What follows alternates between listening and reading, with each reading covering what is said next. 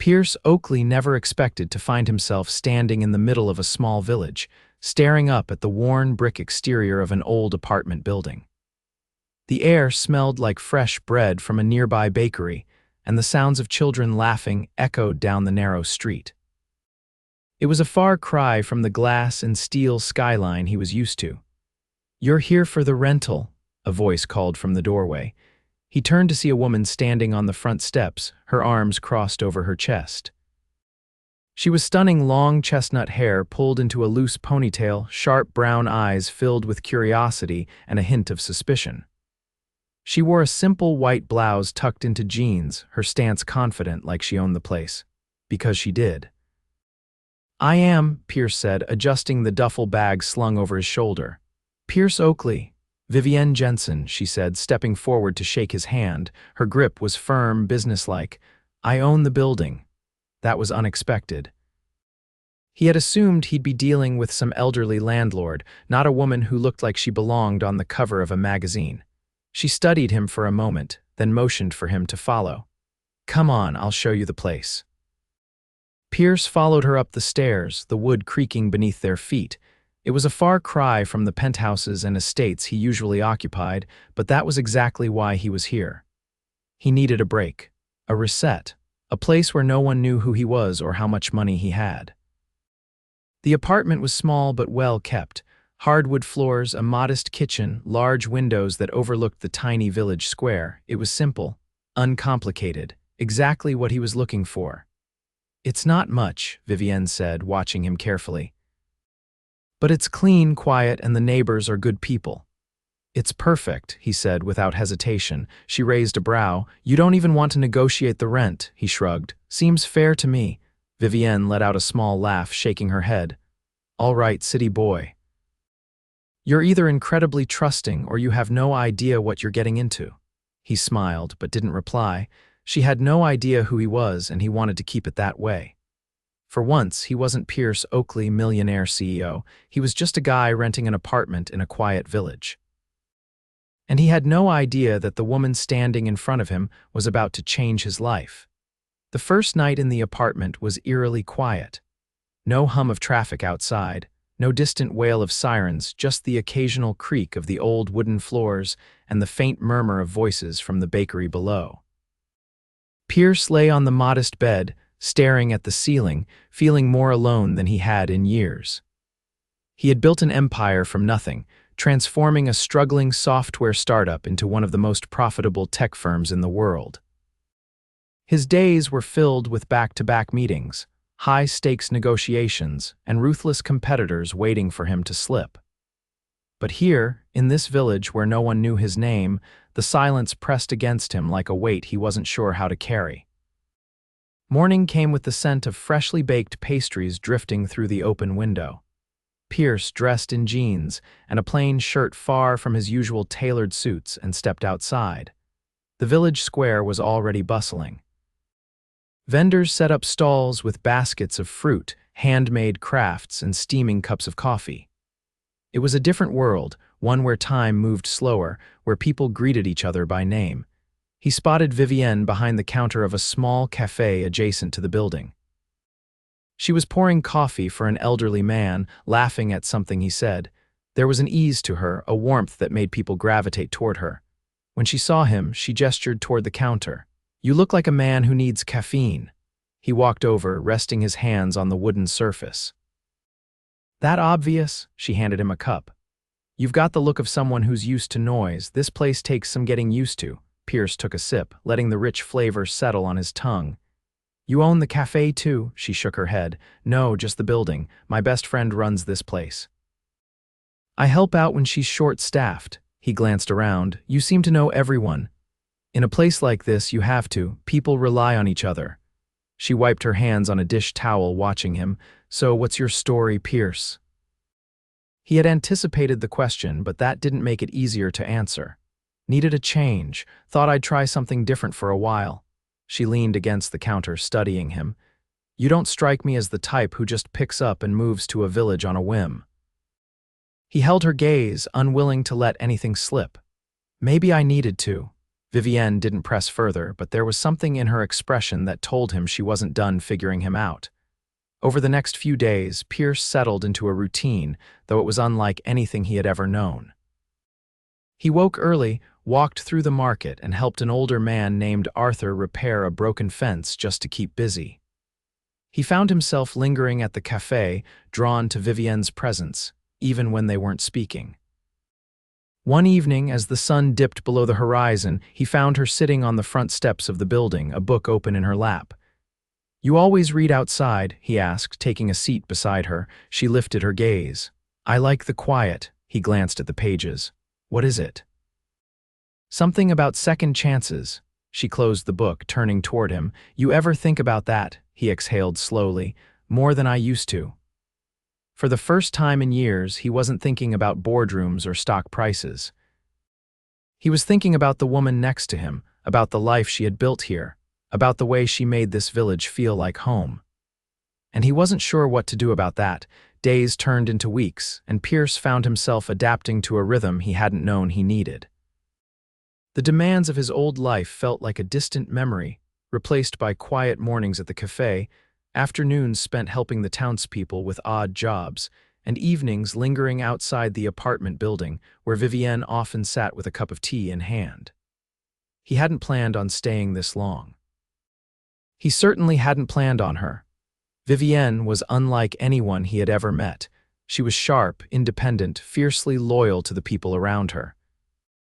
She handled disputes between tenants with a firm but fair hand, ran maintenance checks herself when something wasn't working, and still found time to stop by the bakery every morning to chat with the owner's granddaughter.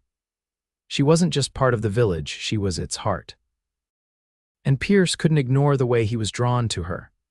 One evening, as the sky darkened and the scent of rain hung in the air, he found her on the rooftop of the building. A small table was set up near the edge, 2 glasses of wine resting on top. The view stretched over the village, rooftops bathed in the golden glow of streetlights. "You've been avoiding me," she said without looking at him. He hesitated before sitting across from her. "I haven't," she arched a brow. "You have. You disappear for hours, barely say more than a few words when I see you. Did I do something?" "No," he said quickly, too quickly.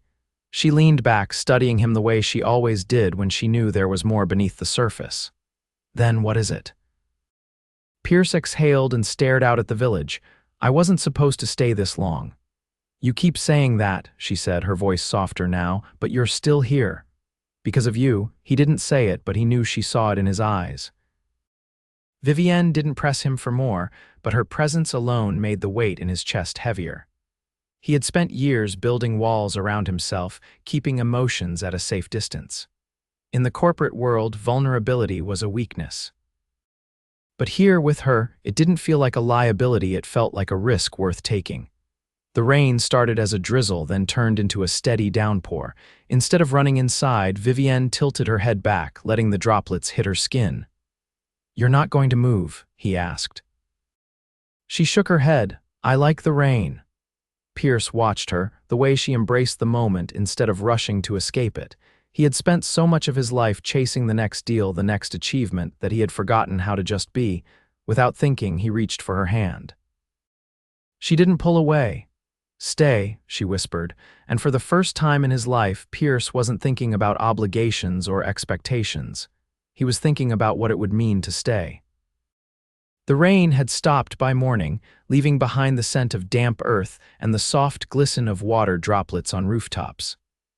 Pierce woke earlier than usual, his mind restless in a way it hadn't been in years.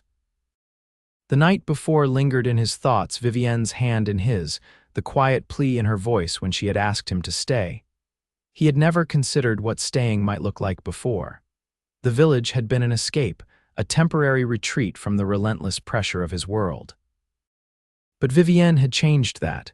She had made this place feel less like a hiding spot and more like something real, and that terrified him. By the time he stepped outside, the village square was already alive with the morning bustle. Vendors arranged their goods, laughter spilled from the bakery, and children darted between stalls. Pierce found himself searching for her without meaning to, his gaze drawn to the cafe's open doors. Inside, Vivienne moved between tables, a quiet confidence in every step. She was speaking with an elderly woman, her expression warm and engaged, but when she glanced his way, there was something else in her eyes. A question, a hesitation. He didn't want hesitation between them. Pierce walked inside, his presence drawing a few curious glances. The villagers had grown used to him over the past weeks, but there was still an air of mystery surrounding him. He had given them no details, no explanations, but Vivienne had never pressed for them. She met him near the counter, her voice steady but softer than usual. "You left early.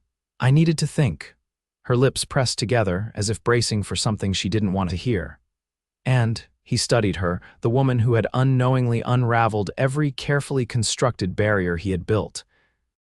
"I don't want to leave." Something flickered across her face, hope, uncertainty, longing. "Then don't." The simplicity of her words hit him harder than he expected. She had no demands, no expectations, just an open door, but he owed her more than half-formed promises. Pierce exhaled, leaning in so only she could hear. "There's something I haven't told you." Her expression didn't shift, though he could see the guardedness slip into her posture. "Go on." "I'm not just some guy looking for a change of pace." He hesitated, then forced himself forward. "I run a multi-million-dollar company. My life was boardrooms, investors, negotiations. I came here because I needed to get away from all of it." Vivienne was silent. He had no idea what she was thinking, which was its own kind of torture. When she finally spoke, her voice was measured. "And you thought I wouldn't like you if I knew. It's not that." He ran a hand through his hair, the vulnerability foreign to him. "I didn't want this to be about that. I didn't want you to see me as a man with money." Vivienne's gaze didn't waver. "That's not what I see when I look at you, Pierce." His chest tightened. She shook her head, exhaling slowly. "You think this changes something? Doesn't it?" Vivienne studied him, then reached for his hand, gripping it firmly. "Not for me."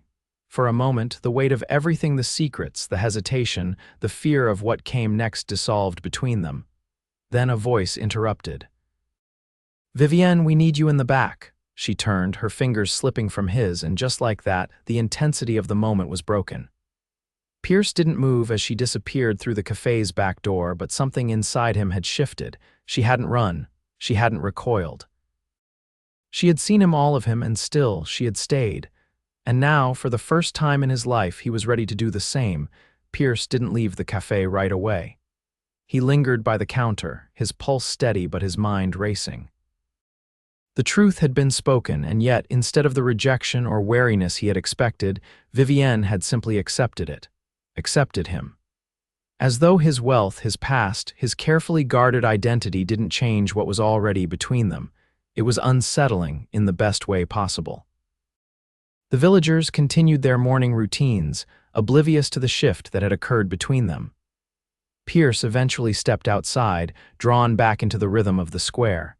The air held a crispness that signaled the approach of autumn, the scent of spiced pastries drifting from the bakery. He had thought once that this life was temporary, a brief escape before returning to the relentless world he had built for himself. Now he wasn't so sure. Hours passed before he saw Vivienne again. She had been busy, moving between the cafe and the building, handling things with the effortless competence he had come to admire. When she finally emerged from the entrance of their apartment building, she hesitated only briefly before walking toward him. They hadn't had time to process what had been said earlier. And now, standing in the middle of the square with the village bustling around them, Pierce knew this conversation required more than stolen moments between responsibilities. Vivienne gestured toward a narrow path leading out of the square. Without a word, he followed. The path led them away from the center of town, toward a quiet stretch of countryside where the village ended and open land began. The sound of the square faded behind them, replaced by the rustling of trees and the distant chirp of crickets. It was peaceful, undisturbed. Vivienne finally stopped near an old wooden fence, leaning against it as she faced him. "You thought I'd be upset," she said, her tone thoughtful rather than accusatory. Pierce met her gaze, unwavering. "I wasn't sure how you'd react." She studied him for a long moment. Your past, your wealth, none of that changes what I already know about you. You're the man who helped Arthur rebuild his fence without being asked. The man who spends mornings at the cafe just to hear the village wake up. The man who didn't hesitate when I asked him to stay. His throat tightened at her words. You don't owe me anything, Pierce, she continued. Not explanations, not justifications, but I need to know what are you really doing here, he exhaled, running a hand through his hair. At first I was running. Work had become suffocating. Expectations, responsibilities, I lost sight of why I started in the first place. I needed to disappear just for a while.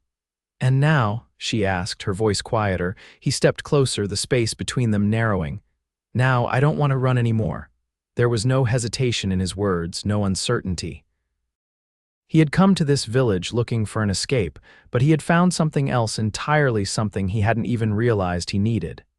Vivienne searched his face, as if looking for any trace of doubt. Finding none, she exhaled softly. And when the world comes knocking. Because it will. He reached for her hand, threading his fingers through hers. Then I face it, but not alone. Her lips parted slightly, not in surprise, but in understanding. In the quiet of the countryside, with nothing but the wind and the distant hum of life around them, the truth settled between them. This wasn't temporary. This was something real, something worth holding on to. For the first time in years, Pierce wasn't thinking about boardrooms or strategies.